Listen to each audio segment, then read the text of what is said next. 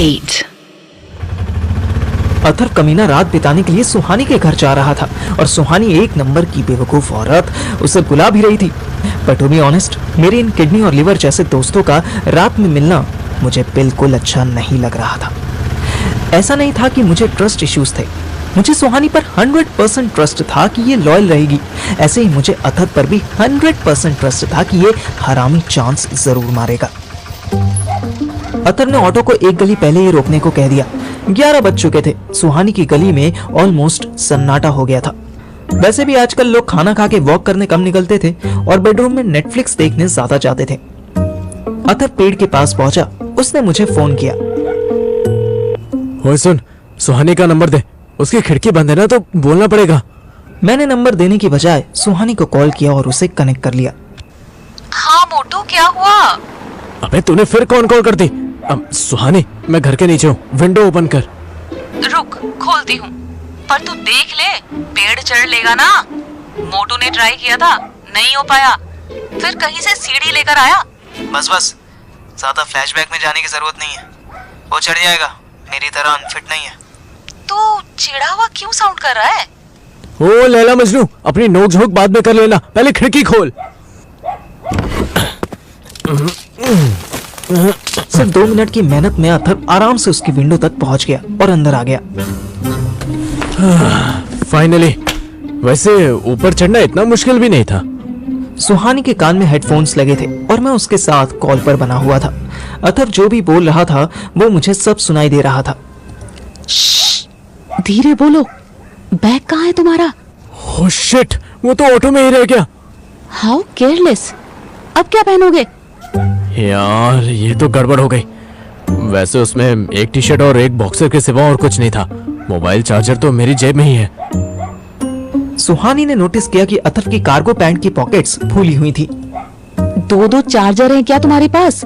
Side की दोनों pocket फूली हुई है। अरे नहीं, वो तो कॉन्डम्स का डिब्बा है।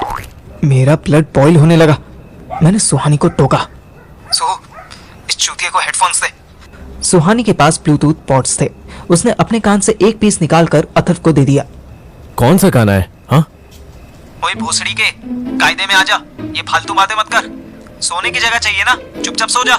यार तू मुझ पे शक कर रहा है? साले डॉक्टर के लिए रास्ते में लिया था, इसी ने बोला था कि जेब के फूली हुई है तो। से ड्रामा ना कर, तू चुपचाप सो जा। सुहू, इसको सुला दे और तू पढ़ने बैठ।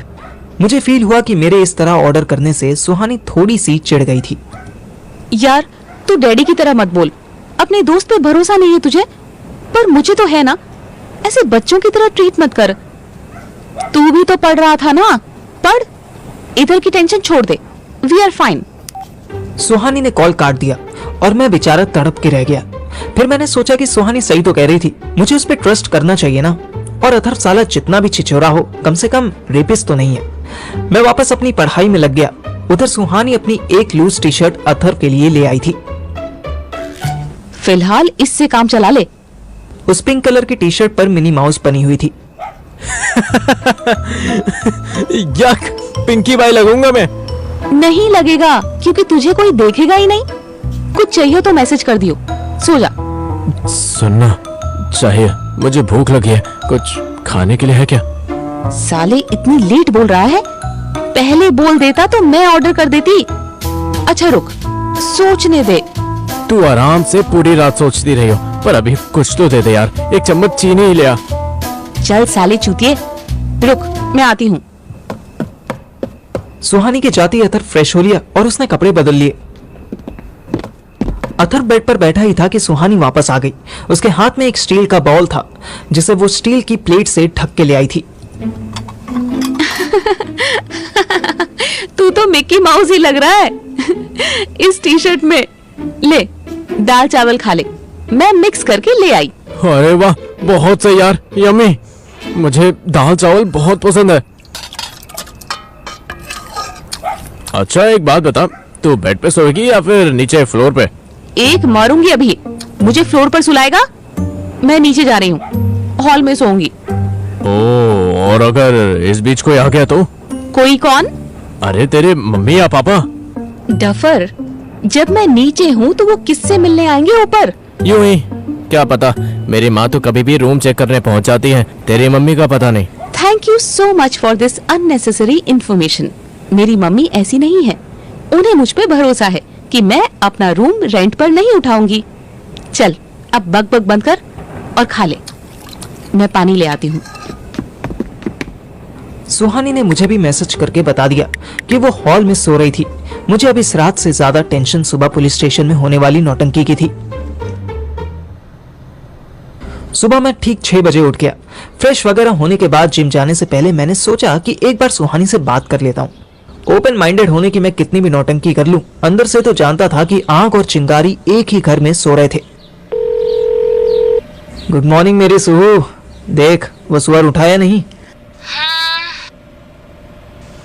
देखती हूँ, पैर में दर्द हो रहा है। हैं? सुबह सुबह पैर में दर्द? हाँ यार, ठीक से सोई नहीं ना। ठीक से क्यों नहीं सोई तू? वो तेरा दोस्त बेवकूफ नीचे आ गया था रात, उसकी बोतल में पानी खत्म हो गया था तो क्या? तो मैंने उसको वापस भगा दिया और मैं खुद ऊपर चली गई। फिर हम दोनों 4 बजे तक बातें करते रहे। अपने ही बेड पर पैर फोल्ड करके बैठने से मेरे दर्द हो गया, बहुत कस के नींद आ रही है। जाने की उसकी ये बात सुनकर मेरा मुंह गोल अंडे जैसा बन गया।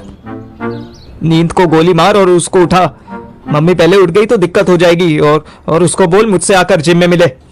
मुझे समझ नहीं आया कि मैं आगे क्या बोलूं, क्या पूछूं। मैंने बस फोन काट दिया और जॉगिंग करता हुआ जिम की तरफ चल दिया। ठीक 7 बजे जिम के गेट पर पहुंचा ही था कि मैंने देखा अथर धीरे धीरे चैटिंग करता हुआ आ रहा है। मैं चिल्लाया, चूतिए जल्दी आजा। अथर कमीना चैट करते हुए स्माइल कर रहा था। आयशा से चैट कर रहा है क्या? इतना हंस रहा है। नहीं बे, सुहानी से बात कर रहा हूँ। क्या मस्त है यार बे, तेरे से भी बढ़िया सेंस ऑफ ह्यूमर है इसका। मैं पहले ही फुक्का बैठा था, अब ये सुनकर और चिढ़ गया। भोसड़ी के, तू यहाँ चैट करना है या बाइक लेकर वापस जाना है? हाँ, अभी किसी ने देख लिया तुझे तो सुनियो अपने बाप से गाली। हाँ खा लूंगा। तू क्या बाप बन रहा है? पुलिस स्टेशन तो 9 बजे जाना है ना, तो अभी से टेंशन क्यों लूं? जा तू जिम कर। नहीं, तू भी चल जिम, तुझे एक मस्त आइटम दिखाता हूँ। मुझे नहीं देखना, तू ले मस्त आइटम के मजे। वो भोसड़ी के, तेरी लाइफ में लड़कियों की कमी है जो तू सुहानी से ही चैट करने में लगा हुआ है। अथर मेरा मुंह देखने लगा। ओहो, तो तेरी गांड जल रही है साले। डर मत बे, वो और मैं बस दोस्त हैं, ऐसा वैसा कुछ नहीं हुआ है हमारे बीच। मैंने उसकी छाती पे घूसा मारा और जिम में घुस गया। साले अपना फेस देख, कैसे इनसिक्योर आइटम बना हुआ है। चल आजा। अथर खुद भी जिम में आ गया। वहां काफी सारे लड़कों में मुझे कहीं भी डॉली नहीं दिखा। फिर मैंने लड़कियों में देखा, डॉली वहां भी नहीं था। शालू मेरी तरफ आ रही थी। ये मस्त आइटम दिखाने वाला था तू, इसमें मस्त क्या है? इसकी सेहत देखकर मुझे भूख लगने लगी। इससे पहले कि मैं कोई जवाब देता, शालू आ गई। क्या हुआ? डॉली भैया आज नहीं आएंगे, तू अपना 69 कर आज। हाँ, मुझे भी करवाओ ना। मैंने शालू और अथर्व का इंट्रोडक्शन करवाया और फिर अगले 1 घंटे तक शालू हम दोनों को एक से एक एक्सरसाइज करवाने लगी। मैंने नोट किया कि अथर्व की शर्ट उतारते ही शालू की नजर उस पर ऐसे पड़ी कि फिर हटी ही नहीं। नाश्ता करके मैं और अथर्व सीधे पुलिस स्टेशन पहुंचे। सुन, रघुवीर से मैं बात करूंगा, तू रहने दियो।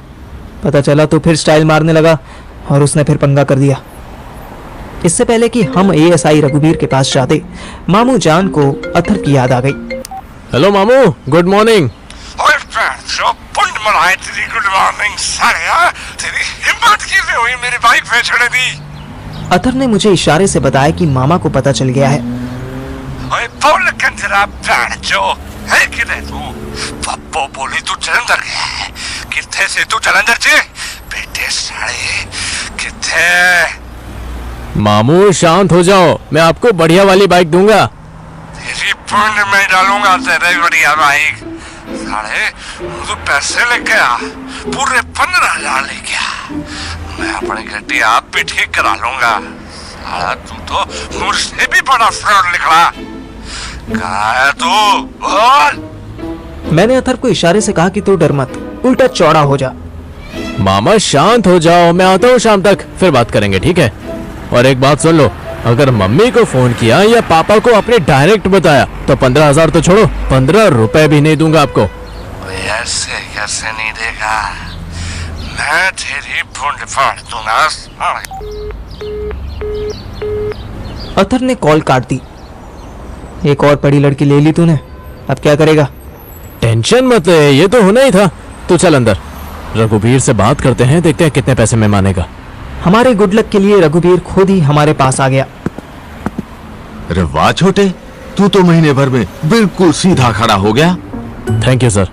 अब मेरी बाइक भी सीधी खड़ी करवा दो प्लीज। कौन सी बाइक? रेड अपाचे मॉडिफाइड, आपके पास आई थी ना उस दिन। ओह, वो तेरी बाइक थी? वो तो गई। वो तो गई सुनते ही हम दोनों की आत्मा शरीर से निकल गई।